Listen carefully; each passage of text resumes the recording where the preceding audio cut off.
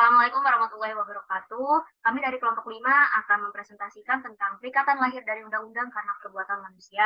Sebelum itu, kami akan memperkenalkan anggota dari kelompok 5. Yang pertama, ketuanya yaitu saya sendiri sebagai moderator, yakni Rida Rinduni dengan NIM 81114221138. Selanjutnya, bisa memperkenalkan diri masing-masing. Perkenalkan, nama saya Vicky Melinda Amalia dengan NIM 811422135. Perkenalkan, saya Mutiara Sinta Agustin dengan NIM 811422136. Perkenalkan, nama saya Brenda Vita Rizal dengan NIM 811422137.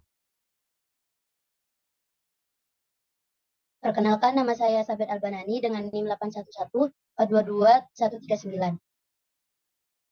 Perkenalkan, saya Kansana Semakirani dengan NIM 811422140. Perkenalkan, saya Cantika Aprilia Hasana dengan NIM 811422141. Baik, kita akan melanjutkan pemaparan kita ke materi. Materi ini akan dijelaskan oleh Saudari Sabet. Ya, saya ingin menjelaskan terlebih dahulu mengenai apa itu perikatan yang lahir dari undang-undang. Nah, sistem hukum Indonesia didasarkan pada hukum adat, hukum agama, dan hukum perdata. Perikatan yang lahir dari undang-undang adalah bagian integral dari hukum perdata modern, meliputi berbagai aspek kehidupan sehari-hari seperti perjanjian bisnis, kontrak sewa-menyewa, perjanjian kerja, dan banyak perikatan lainnya. Konsep ini mengatur hubungan antara individu dan entitas hukum, serta memberikan kerangka kerja yang jelas untuk menyelesaikan perselisihan yang mungkin timbul di dalam pelaksanaannya.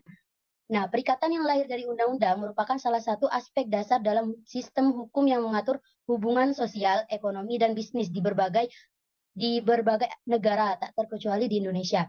Dalam pasal 1352 sampai dengan pasal 1380 KUH Perdata disebutkan bahwa perikatan yang timbul karena undang-undang merupakan suatu perikatan yang timbul karena telah disebutkan atau ditentukan dalam undang-undang itu sendiri. Terjadinya perikatan ini harus selalu berkaitan dengan suatu peristiwa tertentu atau selalu disyaratkan terhadap kenyataan hukum atau yang disebut dengan refed.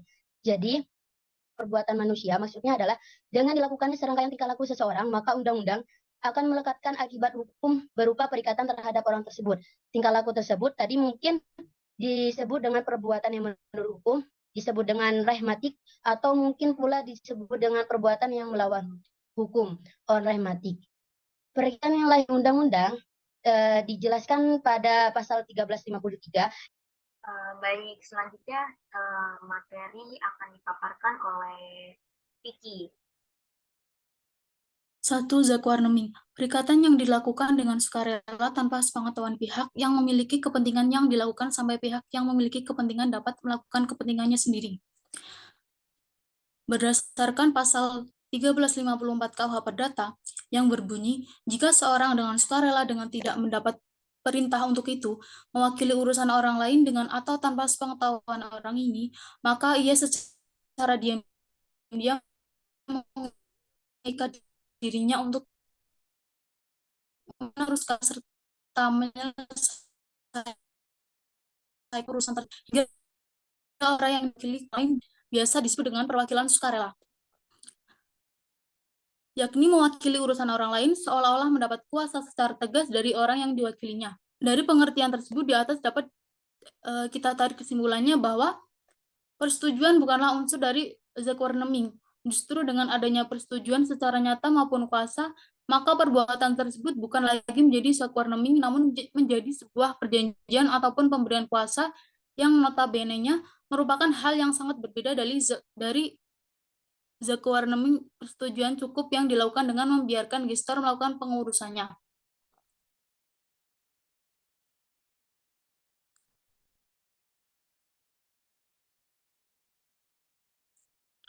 Oke, selanjutnya itu akan dijelaskan oleh Kansa.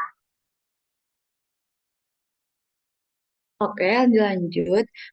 Di sini dalam mewakili orang lain secara sukarela atau zakwarneming terdapat beberapa syarat, yaitu yang pertama, ada satu, yang diurus merupakan kepentingan orang lain.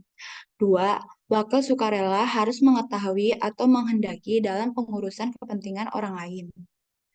3. Mewakili orang lain dengan sukarela. 4. adanya keadaan yang dapat membenarkan dalam bertindak sebagai wakil sukarela. 5. Dalam mengurus tanpa pengetahuan yang diurus kepentingannya.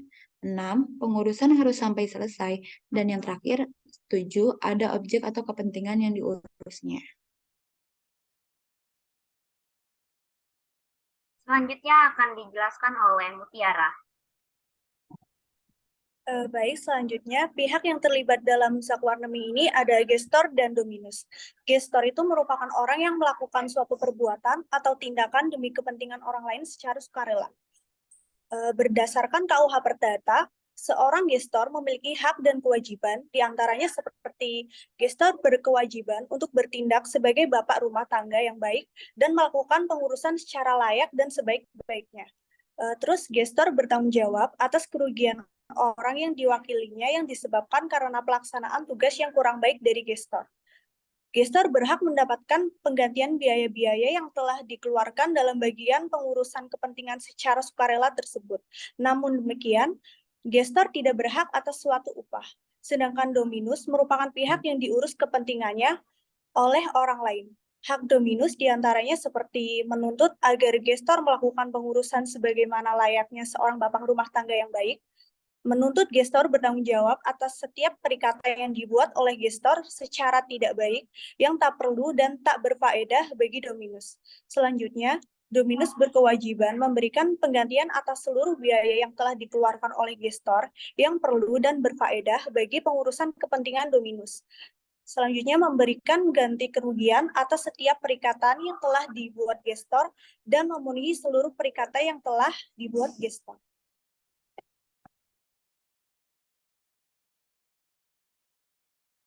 Oke, selanjutnya akan dipaparkan oleh Cantika. 2. Pembayaran tak terutang.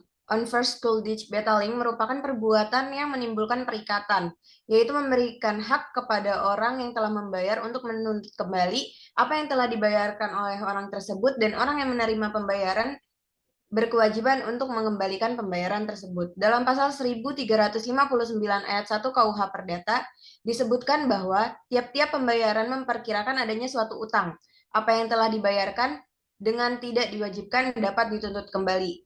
Jadi, dengan adanya pasal tersebut dapat kita simpulkan bahwa pihak yang membayar tanpa adanya hutang berhak untuk menuntut kembali apa yang telah dibayarkannya, dan pihak yang menerima pembayaran tanpa adanya hak berkewajiban untuk mengembalikannya.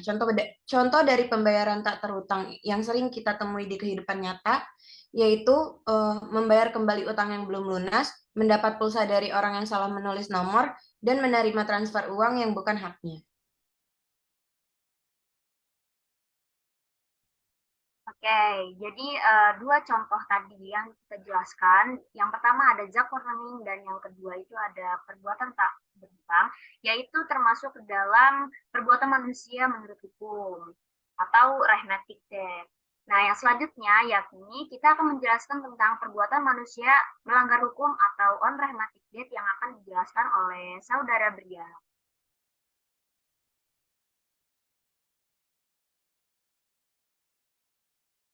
On rehmatik debt atau menurut atau melawan hukum. Menurut pasal 1365 KUH Perdata berbunyi, tiap perbuatan melanggar yang hukum yang membawa kerugian kepada orang lain mewajibkan orang yang karena salah menerbitkan kerugian itu mengganti rugi. Jadi, tindakan atau perilaku seorang yang menyebabkan kerugian atau cedera kepada orang lain itu disebut sebagai melawan hukum. Lanjut, adapun unsur-unsur dari suatu perbuatan hukum yang dapat dikatakan melawan hukum itu ada 4. Yang pertama adalah ada perbuatan melawan hukum, adanya perbuatan melawan hukum itu sendiri, adanya kesalahan yang diperbuat, adanya hubungan sebab akibat antar perbuatan dan kerugian yang ditimbulkan, dan adanya kerugian itu sendiri.